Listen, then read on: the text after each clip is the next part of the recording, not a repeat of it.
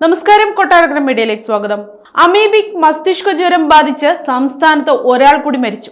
തിരുവനന്തപുരം പോത്തൻകോട് വാവരമ്പലം സ്വദേശിനി 78-കാരിയായ ഹബ്സ ബീവിയാണ് മരിച്ചത്. ദിവസങ്ങൾക്ക് മുമ്പ് പനിയെ തുടർന്ന് പോത്തൻകോട് സ്വകാര്യ ആശുപത്രിയിൽ ഹബ്സ ബീവി ചികിത്സ തേടിയിരുന്നു.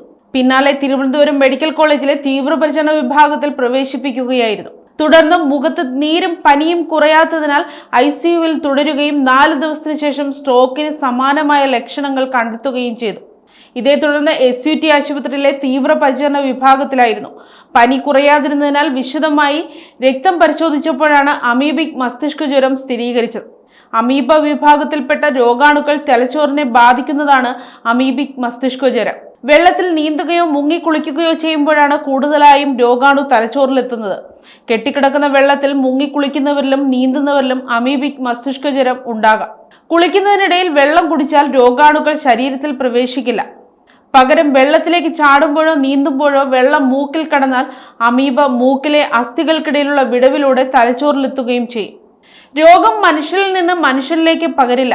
രോഗബാധയുണ്ടായാൽ 1 മുതൽ 9 ദിവസത്തിനുള്ളിൽ ലക്ഷണങ്ങൾ പ്രകടമാകാൻ തുടങ്ങും. കുട്ടികളിലും കൗമാരക്കാരിലുമാണ് രോഗം പ്രധാനമായും ഉണ്ടാകുന്നത്. ശക്തമായ പനി, ഛർദി, തലവേദന, അപസ്മാരം എന്നിവയാണ് രോഗത്തിന്റെ ലക്ഷണങ്ങൾ. രോഗം മൂർച്ഛിക്കുന്നതോടെ രോഗി അബോധാവസ്ഥയിലാവുകയും മരണം സംഭവിക്കുകയും ചെയ്യും. രോഗത്തിന് മരണസാധ്യത കൂടുതലായതുകൊണ്ട് തന്നെ രോഗിയുടെ ശ്വാസകോശം, ഹൃദയം എന്നിവയുടെ പ്രവർത്തനങ്ങൾ നിലനിർത്തുകയാണ് ചെയ്യുന്നത്.